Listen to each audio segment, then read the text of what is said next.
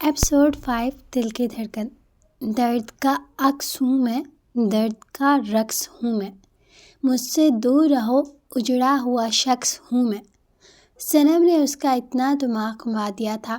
صنم کی باتوں سے وہ بہت اچھے سے سمجھ گیا تھا کہ وہ اس رشتے کو نبھانا چاہتی ہے، لیکن وہ نہیں چاہتا تھا کیونکہ وہ درد سے بھرا ہوا تھا۔ اس کا ماضی ایک عذاب جیسا تھا جسے وہ یاد کرتے ہی تڑپ اٹھتا۔ وہ صنم کو برباد نہیں کر سکتا تھا۔ وہ اپنے باپ کے الفاظ کبھی نہیں بھول پاتا تھا، تمہارے ساتھ جو رہے گا خوار ہوگا۔ کتنی آسانی سے سب اپنے گناہوں کا ٹوکرا اس کے سر پر مار دیتے تھے اور وہ اذیت سے دو چار ہو کر رہ جاتا۔ صنم کی بات کے جواب میں نہیں کہتا، واش روم میں گھس گیا۔ کتنی ہی دیر وہ واش روم شاور کے نیچے کھڑا سوچتا رہا۔ قریباً آدھے گھنٹے بعد وہ فجر کی اذان کی آواز کے ساتھ نکلا۔ صنم ابھی بھی چھت کو گھو رہی تھی۔ اسے دیکھ کر ہادی نے تعصب سے سر ہلایا اور سوچا، کتنی ڈھیٹ ہے یہ لڑکی، دوائیاں بھی بے بس ہیں اس کے آگے۔ کس چڑیل سے پالا پڑ گیا میرا، اف۔ آخر کار جھنجھلا کر کہنے لگا، اگر سارے چھت کا ڈیزائن یاد ہو گیا ہو صنم محترمہ تو سونے کی تکلیف فرمائیں۔ اور صنم نے چونک کر ہادی کی طرف دیکھا اور پھر بولی، میں ناراض ہوں آپ سے۔ اوہ اچھا ایسا ہے؟ وہ محفوظ ہوتا پوچھنے لگا۔ جی ہاں، فٹ سے جواب آیا۔ اچھی بات ہے، ناراض ہی رہنا آرام سے 10-15 دن۔ وہ مسکرا کر بولا۔ وہ خود نہیں جانتا تھا وہ مسکرا رہا ہے۔ اصلی مسکراہٹ کی لڑکی اسے ہمیشہ ہنسنے پر مجبور کر دیتی تھی۔ ہادی کی بات پر صنم نے نظریں اٹھائیں، جہاں وہ اپنی تمام تر و جہت سمیت کھڑا اسے دیکھ کر مسکرا رہا تھا۔ اور پھر وہی ہوا جو ہمیشہ ہوتا تھا۔ ہاں جی، بالکل ٹھیک سمجھے۔ وہ دوبارہ اس کی شخصیت پہ کھو گئی اور بس ٹکٹکی باندھے اسے دیکھتی رہی اور وہ ہوش میں ہادی کی چٹکی سے آئی۔ صنم جی بس کر دے خدا را، ہادی محفوظ ہوتا کہنے لگا۔ ہاں کیا کہا؟ وہ تو جیسے ابھی مکمل ہوش میں نہیں آئی تھی۔ آپ ناراض تھی میڈم، وہ اسے یاد دلاتا کہنے لگا۔ اوہ ہاں، ابھی ناراض ہی ہوتے یہ کہتے وہ منہ موڑ گئی۔ اچھا پھر آپ کیسے مانیں گی؟ وہ نہ چاہتے ہوئے بھی پوچھ بیٹھا۔ آپ مجھے منائیں گے؟ وہ چمکتی ہوئی آنکھوں سے پوچھنے لگی اور وہ تو اسے دیکھ کر ہی رہ گیا۔ اس میں اتنا خوش ہونے والی کون سی بات ہے؟ وہ بس سوچ کر رہ گیا۔ ہاں میں کوشش کر سکتا ہوں، لیکن پہلے مجھے وجہ تو معلوم ہو نا، پہلے آپ کو نہیں معلوم؟ وہ حیران ہوتی پوچھنے لگی۔ نہیں مجھے نہیں معلوم۔ ہادی نے اس کی حیرانی پر مزید حیران ہو کر جواب دیا۔ آپ کیا یادداشت دھو رہے تھے؟ آدھے گھنٹے سے وہ خفگی سے بولی۔ ہادی پہلے تو اس کی بات سمجھا نہیں اور جب سمجھ آیا تو ایک جاندار کہکا برآمد ہوا اور وہ تو دیکھتی رہ گئی۔ صنم محترمہ آپ بہت بولتی ہیں ویسے، وہ مسکراتے ہوئے کہنے لگا۔ آپ جھلے مت، یہ میرا ہائیڈن ٹیلنٹ ہے۔ جوابی کارروائی بہت بہتر، میں نماز پڑھ لوں پھر بات کریں گے، وہ جائے نماز بچھاتے ہوئے کہنے لگا اور وہ جی ٹھیک کہتی۔ ایک دفعہ پھر وہ اپنے کام میں مصروف صنم کے لیے ہادی کے لیے ٹین ایج والا کرش بن گیا تھا، جسے بندہ موقع ڈھونڈ کر دیکھتا ہے۔ خیر وہ آرام سے نماز پڑھ کر فارغ ہوا۔ جب سے ہادی نے اللہ سے معافی مانگی تھی وہ تب سے ساری نمازیں پڑھنے لگا تھا، اور یہ نمازیں ہی تھیں جو نہ صرف اس کی اذیت میں کمی لا رہی تھی بلکہ ساتھ ساتھ اس کے ہر احساس سے خالی ہوتے دل کو نرم کر رہی تھی، اسے جینا سکھا رہی تھی۔ تو ایک نظر صنم پر ڈالی۔ اس کا خیال تھا وہ سو چکی ہوگی، لیکن سچ مچ کی ٹھیٹ تھی، ابھی تک جاگ رہی تھی اور اسے دیکھ کر مسکرا رہی تھی۔ ہادی کو اپنی جانب دیکھا پا کر کہنے لگی، آپ مجھے منائیں۔ وہ جائے نماز سمیٹتا کہنے لگا، تم وجہ تو بتاؤ۔ دوبارہ اپنی بات دہرانے لگا، میں نے آپ سے کچھ مانگا اور آپ نے منع کر دیا۔ وہ ابھی تک وہیں اٹکی تھی۔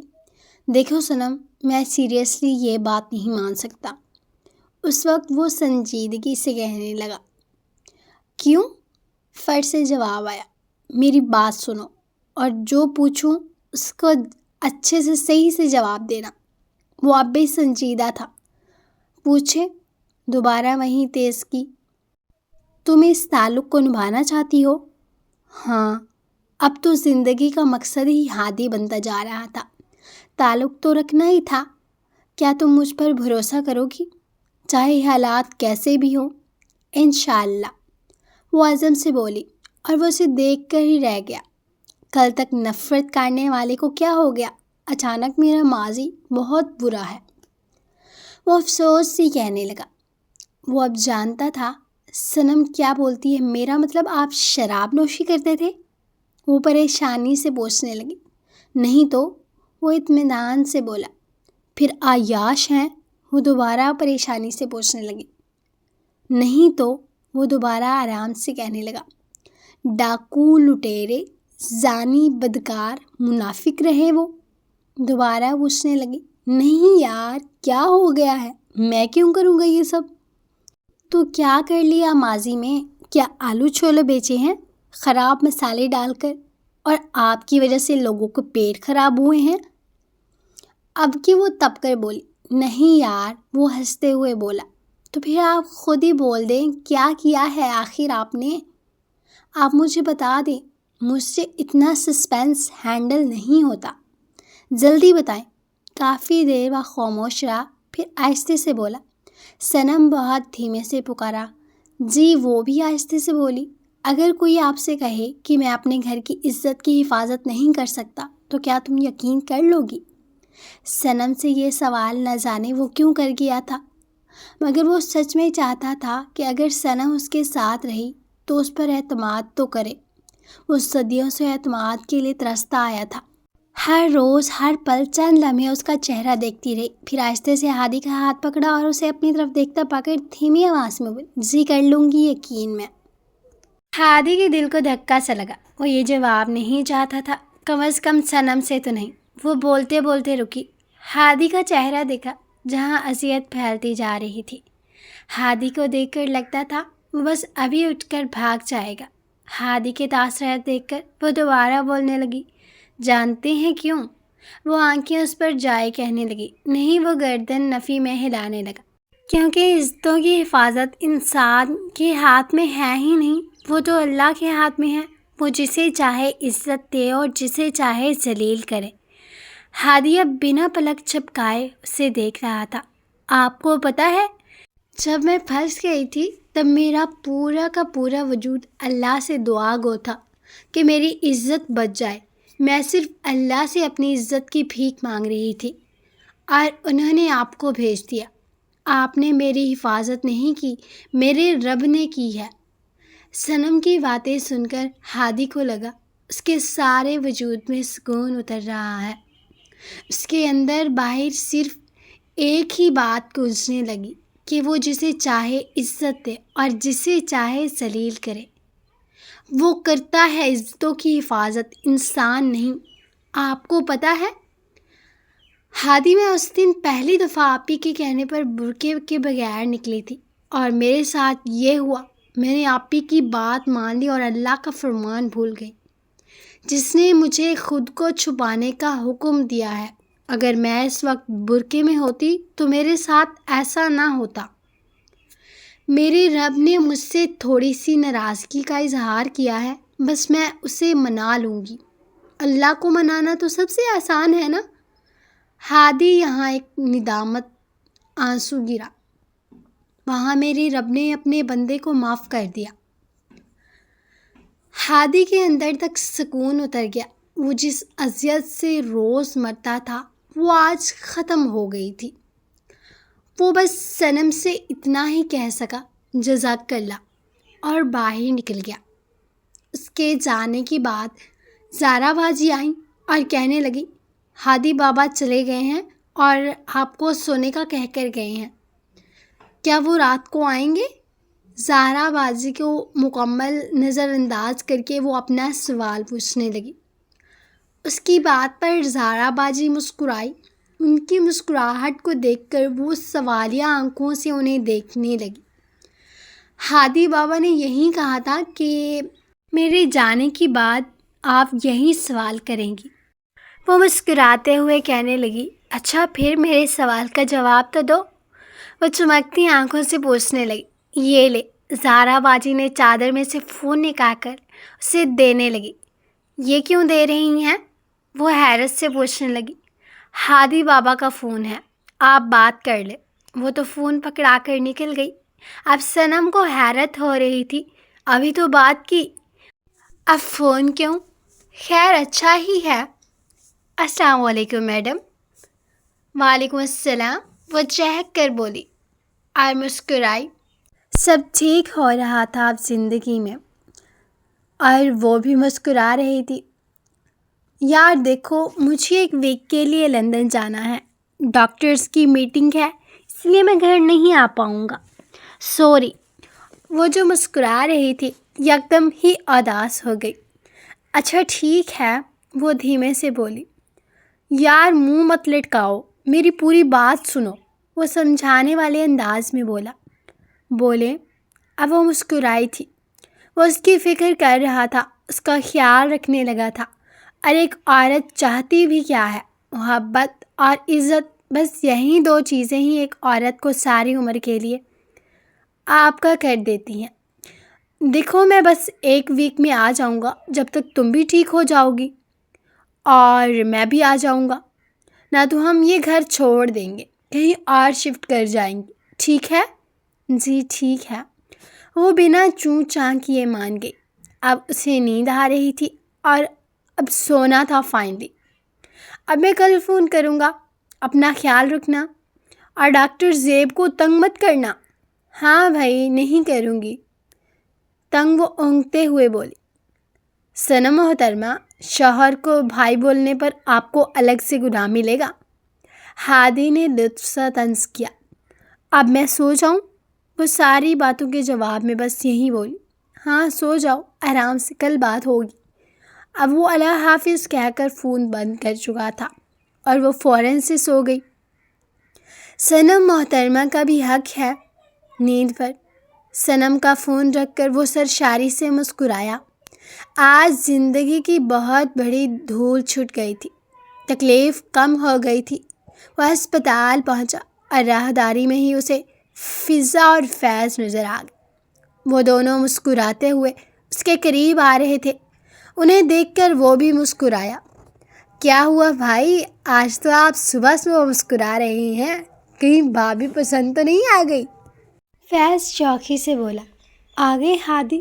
ہادی نے بھی مسکرا کر کہا، ارے واہ بھائی، کمال ہی ہو گیا۔ اب فضا چہکی، یار بھائی میرے تو ایسے نصیب ہی کہاں کہ ہمارے دن کی شروعات بیگم کو بوسہ دے کر ہو۔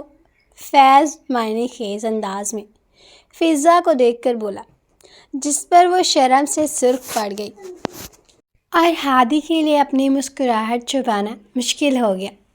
تم مت سدھرنا فیضی، ہادی تعصب سے بولا۔ سوچ لیں بھائی، میں سدھر گیا تو سب کی زندگی کا اسپائس ختم ہو جائے گا۔ ہاں ہاں، تم تو گرم مسالہ ہو نا، تم سدھر گئے تو ہماری زندگی کا اسپائس ختم۔ وہ راہداریاں کراس کرتے ہوئے ایک دوسرے کی کھینچائی بھی کر رہے تھے۔ نہیں چاٹ مسالہ ہو، وہ مزے سے بولا۔ ویری فنی، اب کے فضا بولی، لیکن تمہاری شکل سے تو نہیں لگ رہا کہ تمہیں میری باتیں لطف دے رہی ہیں۔ وہ داڑھی کھجاتے ہوئے کہنے لگا۔ وہ بھی بہت ہینڈسم تھا مگر ہادی جتنا نہیں۔ اس کی شخصیت کی بات ہی کچھ اور تھی۔ اب کہ وہ اپنے پیشنٹ کی طرف بڑھ گیا۔ رات کو سب کے جاتے ہی ہادی نے اپنا سارا سامان پیک کیا۔ وہ پچھلے 2 سالوں سے نہیں ہوتا تھا تو اس کا سامان بھی نہیں تھا، سو وہ جلدی سے پیکنگ کر کے ایئرپورٹ کے لیے نکل گیا۔ فلائٹ میں بیٹھتے وقت اسے پوری شدت سے صنم یاد آئی۔ وہ کتنی اداس ہو گئی تھی اس کے جانے کے بارے میں سن کر۔ اتنی زندگی گزار کر وہ ایک انسان اسے مل گیا تھا جو اس کی قدر کرے گا، اس سے پیار کرے گا اور اسے جینے دے گا سکون سے۔ یہ سوچتے ہی وہ آنکھیں موند گیا۔ ہادی کے پیدائش کے چوتھے روز ہی اس کا باپ اس کے اس قدر خلاف ہو چکا تھا کہ جب ہادی کو اکیلا دیکھتا مارنے کے در پر ہو جاتا۔ کبھی اس کو اس سے تھپڑوں سے نوازتا، کبھی اس کا ہاتھ زور سے کھینچتا، کبھی گلا دباتا، اور وہ ننھی سی جان اس سلوک پر رو رو کر نڈھال ہی ہو جاتی۔ اسے زیادہ تر شیزہ ہی بچاتی۔ وہ اسجد کی بہت لاڈلی تھی۔ اتنا نشہ کرنے کے باوجود بھی وہ شیزہ پر ہاتھ نہیں اٹھاتا تھا۔ زندگی کا کام ہے گزرنا، اور وہ گزرتی رہتی ہے۔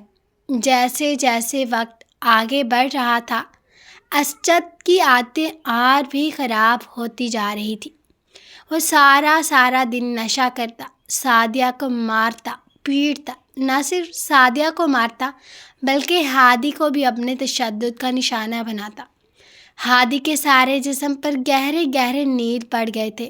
وہ ہادی سے اس قدر نفرت کرتا تھا کہ ہادی بھی اس کے سامنے آتا وہ لعن طعن گالی گلوچ کرتا، اسے ایک ہی بات بولتا، تو جس کے ساتھ رہے گا وہ خوار ہوگا۔ اور یہ سب باتیں ہادی کے سیلف کانفیڈنس کو ختم کرتی جا رہی تھی۔ سعدیہ بھی اسے اپنے اوپر ہوئے ہر ظلم کی وجہ سمجھتی۔ ایسے میں صرف شیزہ تھی جو گھنٹوں اس کے پاس بیٹھی رہتی، اس سے بولنے کو کہتی، اور وہ بہت مشکل سے کچھ لفظ کہہ پاتا، لیکن وہ بہت کم بولتا اور اتنا توڑ توڑ کر لفظ ادا کر پاتا کیونکہ وہ 4 سال کی عمر تک بھی پورا جملہ نہیں بول پاتا۔ وہ ہر لفظ توڑ دیتا۔ اس کا گلا گھونٹنے کی کوشش تقریباً ہر روز کی جاتی، جس کی وجہ سے وہ اب تک صحیح نہیں بول پاتا تھا۔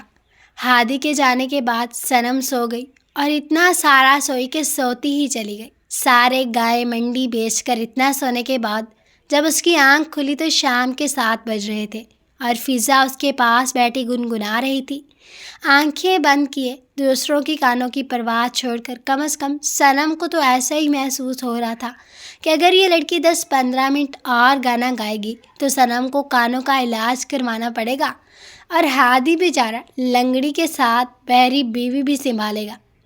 اور ہادی کے سوچتے ہی صنم کے چہرے پر ایک بڑی سی مسکراہٹ دوڑ گئی۔ اب اسے ہادی کی بیوی کی حفاظت بھی کرنی تھی۔